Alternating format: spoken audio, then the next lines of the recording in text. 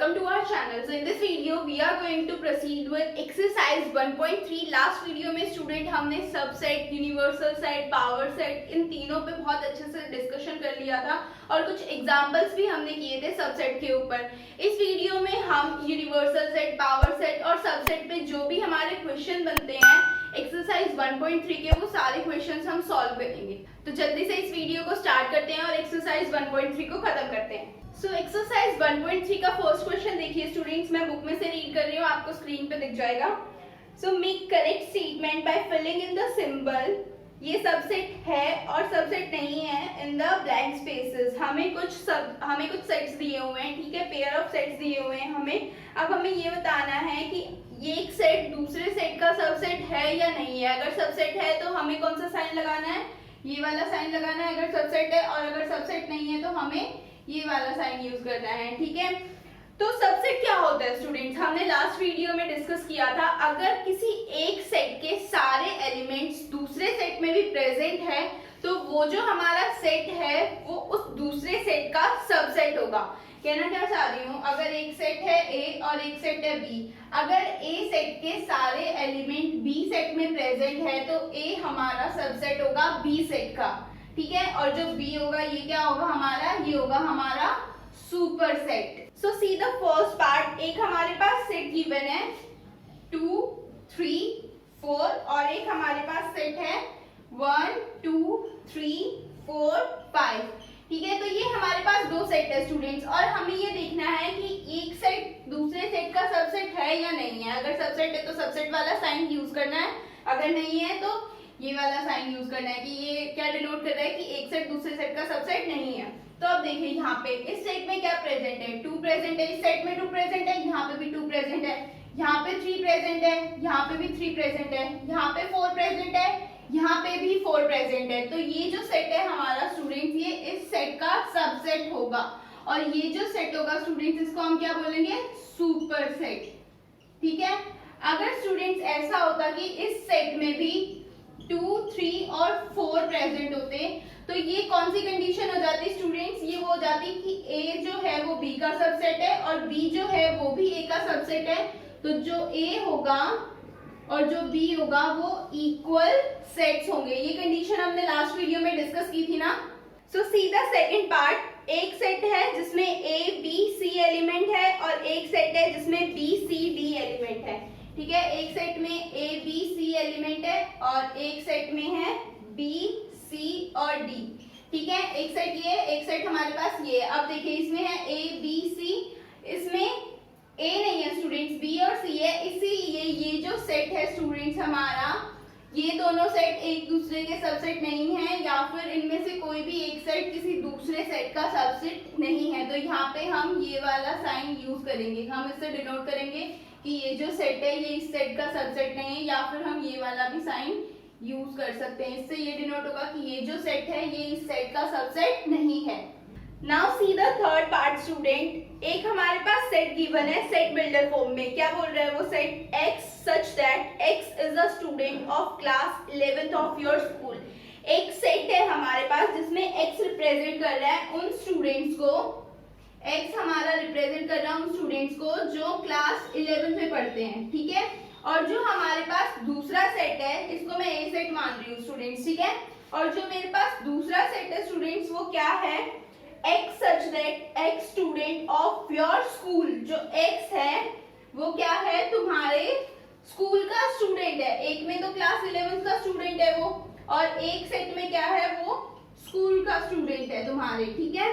तो अब स्टूडेंट ये देखिए, कोई बच्चा है, ठीक है, वो एक पर्टिकुलर स्कूल में पढ़ रहा है, तो वो एक पर्टिकुलर क्लास में पढ़ रहा होगा, और जो क्लास 11th में पढ़ रहा होगा वो इस स्कूल का स्टूडेंट तो होगा ही ना, एक पर्टिकुलर स्कूल का स्टूडेंट तो होगा ही। अगर वो किसी क्लास का स्टूडेंट है तो वो उस पर्टिकुलर स्कूल का भी तो स्टूडेंट है ना। इसीलिए ये जो हमारे पास सबसेट है स्टूडेंट ए, ये इस बी सेट का सबसेट होगा। ये जो हमारा ए सेट है ये बी सेट का सबसेट होगा। तो हम यहाँ पे ये लिख सकते हैं, ए जो सेट है हमारा वो बी सेट का सबसेट होगा। इसी तरीके से स्टूडेंट्स आपको 4th, 5th, 6th और 7th पार्ट भी करना है। अगर कोई डाउट आए तो आप मुझसे कमेंट बॉक्स में पूछ सकते हैं। Moving on to the second question, So read the second question, students.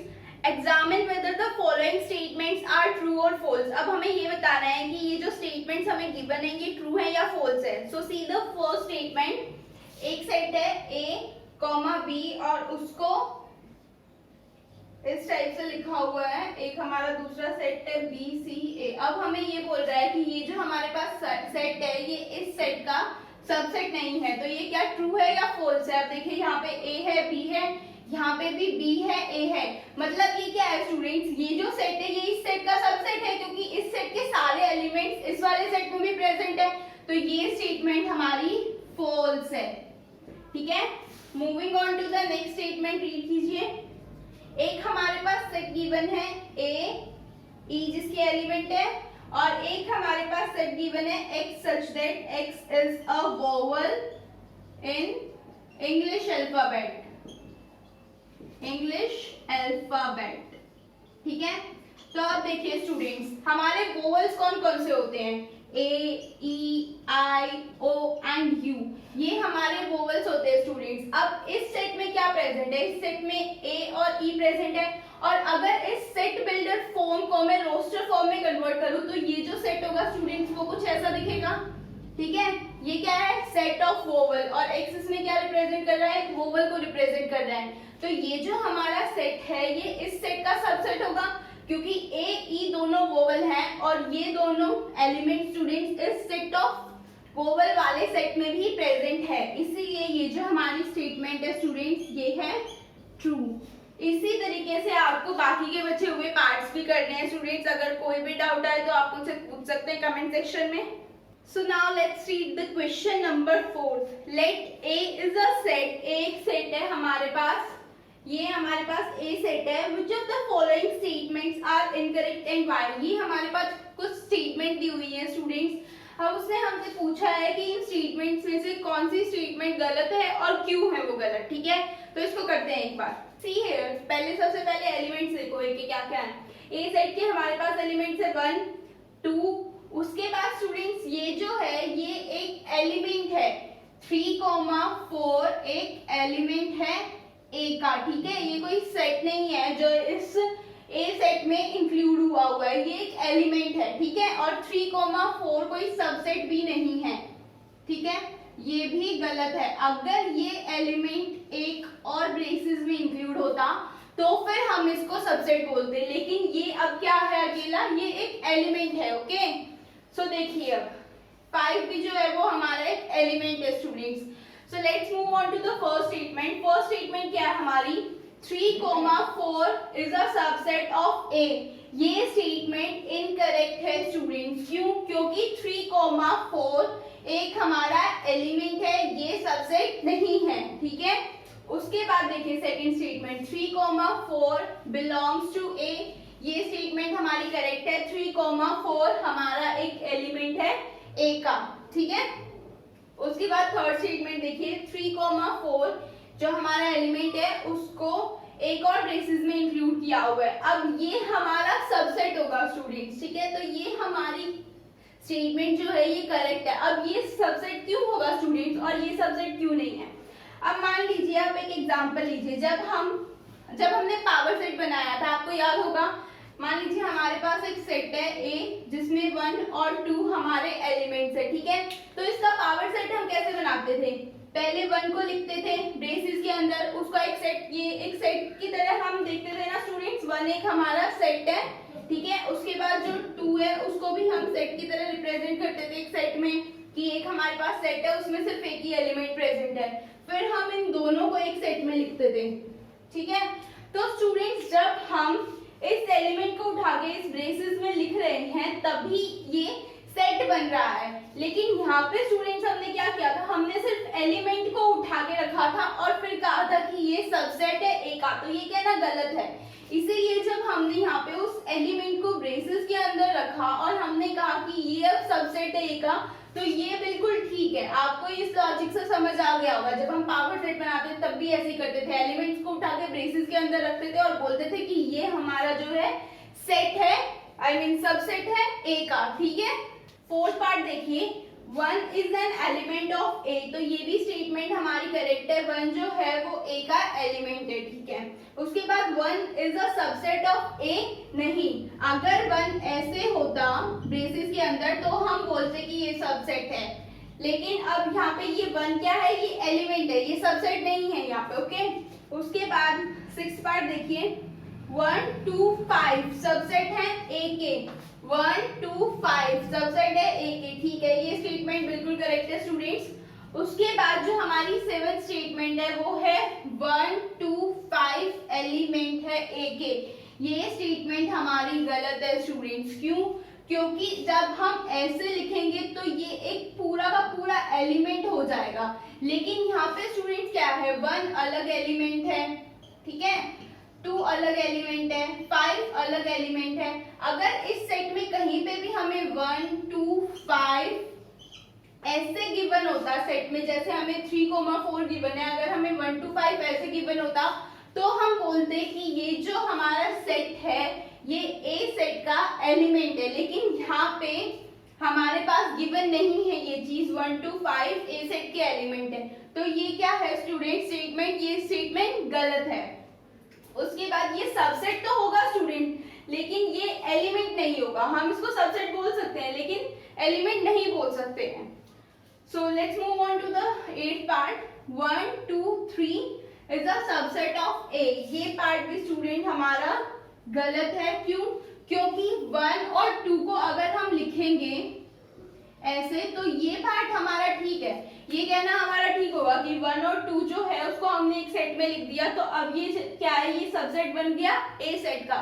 लेकिन यहाँ पे देखिए ये जो 3 है ये हमारा अकेला नहीं है स्टूडेंट, जो हमारा 3 एलिमेंट है इस ए में, ए सेट में, वो 4 के साथ है, ठीक है, ये दोनों मिलके एक जब सेट में हम रिप्रेजेंट कर रहे हैं तब ये एक एलिमेंट बन रहा है, ठीक है। सो अगर हम इस चीज को स्टूडेंट यहाँ पे ऐसे लिख दे 1 2 3 और 4, इस पूरे एलिमेंट को उठा के अगर इसमें इंक्लूड करते तब हम इसको एक सबसेट बोल सकते हैं ए का। लेकिन 3 को स्टूडेंट्स हम ऐसे अलग नहीं लिख सकते हैं क्योंकि ये पूरा एक एलिमेंट है, हम इसको हाफ हाफ में करके कुछ नहीं लिख सकते हैं, ये पूरा ही लेना पड़ेगा अगर हमें एक एज अ एलिमेंट इसको उठाना है तो, ठीक है। So let's move on to the next. ये देखिए स्टूडेंट्स, 5 को एक एलिमेंट बोला गया है ए सेट का। 5 कभी भी किसी भी सेट का एलिमेंट नहीं होगा अनटिल एंड अनलेस उसमें गिवन हो। अगर यहाँ पे 5 होता गिवन तो हम ए सेट, इसको 5 को ए सेट का एलिमेंट बोलते, लेकिन यहाँ पे गिवन नहीं है इसलिए जो 5 सेट है वो ए सेट का एलिमेंट नहीं होगा। लेकिन 5 सेट जो होगा वो एक सबसेट जरूर होगा ए सेट का, क्योंकि ये हमारी एक प्रॉपर्टी है, 5 सेट जो है वो हर सेट का सबसेट जरूर होगा। तो जो हमारी नेक्स्ट कंडीशन है ये हमारी करेक्ट होगी स्टूडेंट्स। उसके बाद देखिए लास्ट कंडीशन क्या है हमारी, एक 5 सेट है, ठीक है, और 5 सेट को एक और सेट में इंक्लूड कर रखा है और अब बोला गया है कि ये सबसेट है ए सेट का, तो ये प्रॉपर्टी गलत है स्टूडेंट्स। क्यों? क्योंकि जो 5 सेट होता है वो सबसेट होता है ए सेट का। अब इसमें क्या है स्टूडेंट्स, 5 जो है अब वो एक सेट नहीं रहा, अब वो क्या बन गया, एक एलिमेंट बन चुका है किसी पर्टिकुलर सेट का। मान लीजिए ये एक बी सेट है, ठीक है, बी सेट में क्या एलिमेंट है हमारा, बी सेट एक हमारा सेट है जिसमें 5 एज अ एलिमेंट है। यहाँ पे 5 जो है स्टूडेंट्स वो सेट नहीं है, वो अब एक एलिमेंट बन चुका है और ये क्या रिप्रेजेंट कर रहा है, बी हमारा एक सेट है जिसमें 5 एज अ एलिमेंट है, इसीलिए ये हमारा 5 जो है यहाँ पे सबसेट नहीं होगा, ये एक एलिमेंट है यहाँ पे। अब so let's move on to the next question students, that is 4th question. Write down all the subsets of the following set. हमें कुछ सेट दिए हुए हैं, उनके हमें सबसेट लिखने हैं, तो यहाँ पे वो सारे सेट्स है स्टूडेंट्स, अब हमें इन सेट्स के सबसेट लिखने हैं सारे, ठीक है। तो अब देखिए हम 2 to the power n वाला फॉर्मूला यूज करेंगे। अब यहाँ पे इस सेट में कितने एलिमेंट है, एक ही एलिमेंट है, तो इसके सबसेट कितने होंगे, 2 सबसेट्स होंगे इसके, ठीक है। तो हर सेट का सबसेट 5 सेट तो होगा ही, उसके बाद वो सेट खुद भी अपने आप का सबसेट होता है, तो इसके जो होंगे सबसेट स्टूडेंट्स वो होगा 5 और एक ही सेट खुद, ठीक है। उसके बाद सेकंड पार्ट देखिए, अब इसमें क्या होगा स्टूडेंट, 2 to the पावर जब हम n लिखेंगे तो ये हो जाएगा 2 to the पावर 2, क्योंकि n क्या रिप्रेजेंट कर रहा है, नंबर ऑफ एलिमेंट्स, और यहाँ पे 2 एलिमेंट्स है तो ये हो जाएगा स्टूडेंट्स हमारा 4। तो जब 2 to the power 2 किया तो 4 आ गया। अब इसका मतलब क्या है, 4 हमारे सबसेट्स बनेंगे इस सेट के। तो एक तो 5 होगा, एक ये सेट खुद अपने आप का सबसेट होगा। उसके बाद ए को और बी को एक सेट में डाल देंगे हम अलग अलग, तो ये भी क्या है, सबसेट है इस सेट के। उसके बाद इसको भी आप ऐसे ही कर सकते हैं थर्ड पार्ट को। फोर्थ पार्ट देखिए स्टूडेंट्स, हमें एक 5 सेट गिवन है और हमें पता है 5 सेट हर सेट का सबसेट होता है, लेकिन यहाँ पे 5 ही खुद एक सेट है। तो इसमें क्या होगा स्टूडेंट्स, ये जो 5 सेट है ये अपने आप का सबसेट तो होगा ही, इसीलिए यहाँ पे सिर्फ 5 सेट ही होगा। ठीक है, क्यों? क्योंकि स्टूडेंट्स देखिए 5 सेट मतलब क्या हुआ कि उस सेट में कोई भी एलिमेंट प्रेजेंट नहीं है, तो जो n होगा मेरा वो क्या होगा, 0 हो जाएगा। तो 2 to the power जब मैं 0 करूंगी तो इसका आंसर मेरे पास 1 आएगा। इसीलिए यहाँ पे हमारे पास सिर्फ एक ही सबसेट होगा और वो सबसेट क्या होगा, खुद 5 सेट। ठीक है, see the fifth question students, how many elements a power set has if set A is equals to 5। तो अभी हमने ये डिस्कस किया ना स्टूडेंट्स, अगर मेरे पास एक 5 सेट है तो मैं क्या करूंगी, उसमें कितने एलिमेंट्स हुए, n is equals to 0 हुआ। ठीक है, तो उसके सबसेट्स कितने बनेंगे, 1 सबसेट बनेगा। ठीक है, तो जब उसका एक ही सबसेट बनेगा तो उस सबसेट को जब मैं लिख दूंगी एक बड़े से सेट में, तो ये क्या बन गया स्टूडेंट्स, ये हमारा पावर सेट ऑफ A बन गया। तो इसमें कितने एलिमेंट होंगे, एक ही एलिमेंट होगा। ठीक है, हम इसको स्टूडेंट्स ऐसे नहीं लिख सकते हैं, क्यों, इस वाले एलिमेंट को भी इस पावर सेट में नहीं लिख सकते हैं, क्यों, क्योंकि ये जो है स्टूडेंट्स ये एक सेट है जिसमें 5 एलिमेंट प्रेजेंट है, लेकिन यहाँ पे A क्या है, A ही एक एम्प्टी सेट है, और एम्प्टी सेट का मतलब क्या होता है, उसमें कोई एलिमेंट प्रेजेंट नहीं है। सो आई होप स्टूडेंट्स आपको ये बात समझ आ रही होगी। So now let's move on to the 8th question. What universal set would you propose for each of the following? तो हमारे पास पार्ट्स दिए हुए, एक पार्ट है the set of right triangle और दूसरा पार्ट है the set of isosceles triangle. तो हमारे पास दो सेट है, एक तो हमारे पास सेट है राइट एंगल ट्रायंगल का और एक हमारे पास सेट है स्टूडेंट्स आइसोसेलेस ट्रायंगल का, आइसोसेलेस ट्रायंगल का। तो वो ये पूछ रहा है ऐसा कौन सा यूनिवर्सल सेट हम बनाएं कि ये जो दोनों सेट है हमारे, ये उस यूनिवर्सल सेट के सबसेट हो। ठीक है, और यूनिवर्सल सेट स्टूडेंट्स हमने पढ़ा होता क्या होता है, यूनिवर्सल सेट क्या होता है कि हमारे पास अगर कुछ सेट्स गिवन है तो अगर हम उनका यूनियन कर दे तो जो हमारे पास सेट आएगा वो होगा यूनिवर्सल सेट। ठीक है, तो स्टूडेंट्स हमें एक ऐसा सेट चाहिए जिस सेट के ये दोनों सेट सबसेट हो। अब मान लीजिए मेरे पास एक बॉक्स है, ठीक है, उसमें हर टाइप के ट्रायंगल्स प्रेजेंट है, उसमें इक्विलेटरल ट्रायंगल है, उसमें राइट एंगल ट्रायंगल है, उसमें आइसोसेलेस ट्रायंगल है। ठीक है, उसमें सारे ट्रायंगल्स प्रेजेंट है। तो ये जो सेट होगा स्टूडेंट्स ये क्या होगा, मेरा यूनिवर्सल सेट ही होगा, क्योंकि इसमें सारे सेट ऑफ ट्रायंगल प्रेजेंट है। और स्टूडेंट्स जब हम इन सारे सेट्स को अलग अलग लिख देंगे, मतलब इक्विलेटरल ट्रायंगल का सेट अलग हो, राइट एंगल ट्रायंगल का सेट अलग हो, आइसोसेलेस ट्रायंगल का सेट अलग हो, और जब मैं उनका यूनियन कर दूंगी तो मेरे पास जो सेट ऑब्टेन होगा वो यही सेट तो होगा, इसी को तो हम यूनिवर्सल सेट बोलेंगे। तो ये कौन सा सेट हुआ स्टूडेंट्स, ये हुआ सेट ऑफ ट्रायंगल्स का सेट, क्योंकि इसमें हर टाइप के ट्रायंगल्स प्रेजेंट है। और यूनिवर्सल सेट हमें चाहिए वो कौन सा सेट है, set of triangles. Now see the 9th question, given the set ए, एक A हमारे पास सेट है, एक B हमारे पास सेट है और एक C हमारे पास सेट है, और उसने हमसे ये पूछा है कि which of the following may be considered as universal set for all the 3 sets A, B, C। हमें कुछ ऑप्शंस दे रखे हैं और उसने हमसे पूछा है इनमें से कौन सा सेट ऐसा होगा जिसको हम यूनिवर्सल सेट बोल सकते हैं A, B, C का। तो स्टूडेंट्स हमें क्या करना है, सिंपली A के जितने भी एलिमेंट्स हैं, B के जितने भी एलिमेंट्स हैं और C के जितने भी एलिमेंट्स हैं, उन सारे एलिमेंट्स को एक सेट में लिख दो। एलिमेंट्स रिपीट नहीं होने चाहिए स्टूडेंट्स, ये बात ध्यान में रखना। उन सारे एलिमेंट्स को एक सेट में लिख दो और एलिमेंट्स रिपीट ना हो, तो जो हमारे पास वो सेट बनेगा ना स्टूडेंट, वो होगा हमारा यूनिवर्सल सेट। और फिर आप चेक कर लेना कि कौन सा पार्ट उससे मैच कर रहा है, कोई कर रहा हो तो ठीक है, नहीं कर रहा हो तो भी ठीक है, हम लिख देंगे कि कोई भी यूनिवर्सल सेट नहीं है। तो आई होप स्टूडेंट्स जितना भी हमने आज यहाँ पे डिस्कस किया है वो आपको समझ में आया होगा। नेक्स्ट वीडियो में मैं 6th और 7th जो हमारे क्वेश्चन है वो डिस्कस करूंगी, क्योंकि इन दोनों क्वेश्चन को डिस्कस करने से पहले मुझे एक छोटा सा टॉपिक आपको समझाना है, उसको समझाए बिना ये क्वेश्चन आपको समझ में नहीं आएंगे। तो नेक्स्ट वीडियो में हम 6th और 7th क्वेश्चन को भी अच्छे से डिस्कस करेंगे।